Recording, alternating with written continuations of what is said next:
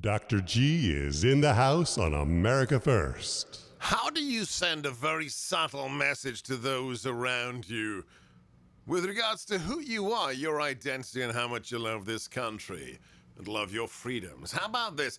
How about a subtle t-shirt that looks like you're one of them? It's got a kind of Planned Parenthood symbol, but you look a little bit closer and it's got a syringe crossed out. And it says, "My body, my choice, be free, no vaccine mandates." That's our latest product at the Seb Gorka store. Check it out today. That's SEBGORKA, SebGorkaStore.com, as well as our bestseller, the presidential t-shirt from when he came on our show recently from his rally, his immortal phrase now, "If you're woke, you're a loser." Check out all the amazing products at SebGorkaStore.com, including all of my books from Defeating Jihad to The War for America's Soul. That's SebGorkaStore.com. How are we at the second guest of the day already? What a packed show. We will be joined by Jack Posobiec. We'll be joined by the father of one of the Marines killed in Kabul, and Eric Metaxas. But now let's go to North Carolina's 11th Congressional District to welcome, I do believe he may be the youngest congressman on Capitol Hill, Madison Cawthorn. Welcome to America First.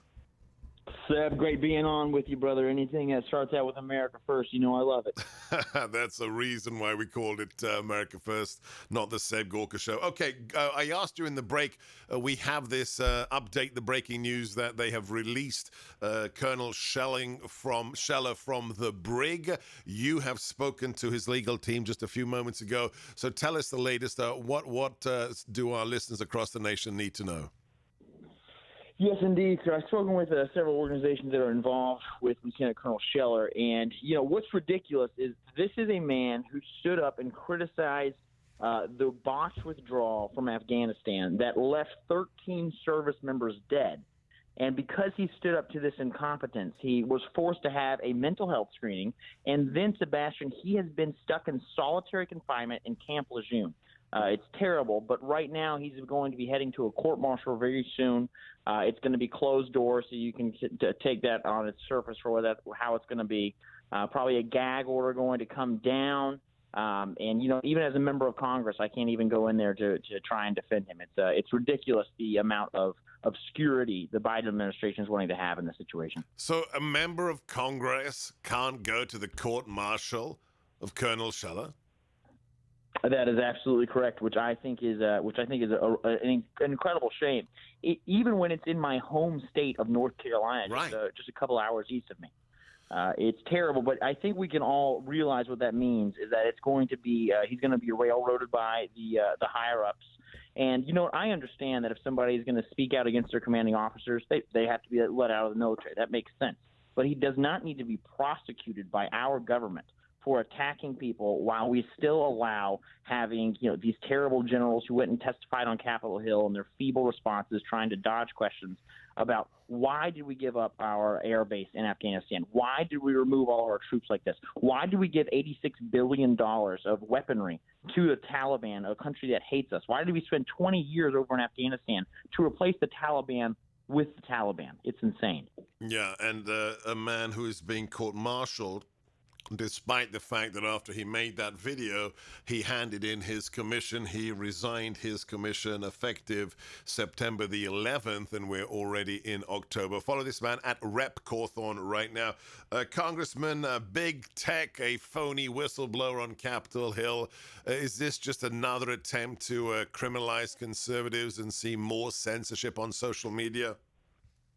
Sebastian, this is why I like you so much. You just say it like it is. This is absolutely a psychological operation that the big tech and big government are trying to do right now to try and, you know, have this whistleblower that comes out. But, you know, if a whistleblower from Project Veritas comes out, they get banned off all social media and attacked by in every single aspect of their lives. But right now what's going on is they're trying to be able to limit our First Amendment rights. And I understand many people will say, oh, but aren't these private industries? Well, the problem is this is the new town square. Yeah. And just like you wouldn't want one person in command of the water for all 330 million Americans, you don't want one person as the arbiter of truth for everything that can be said in America. Yeah, no, absolutely. This is a monopoly. It is a cartel, and they need to be broken up or to lose their 230 immunities. Madison, tell us. Sebastian, one more thing on Yeah. that. I'm sure you noticed when Facebook and Telegram and WhatsApp and all of these social media giants went down yesterday. I think we have some major vulnerabilities in this situation. I think we need to have some better understanding of what's going on in these big tech companies, because I believe it was in an effort to try and silence the Taiwanese who are calling out the fact that they're about to be invaded by China. And the fact that the American military, the American Navy, is not doing a damn thing about it. Joe Biden should be ashamed. More than 50 communist Chinese aircraft in free Taiwanese airspace yesterday. And yeah, interesting question. Nobody could use Facebook or Instagram to talk about it. We've got just over a minute left. I know it's close to your heart.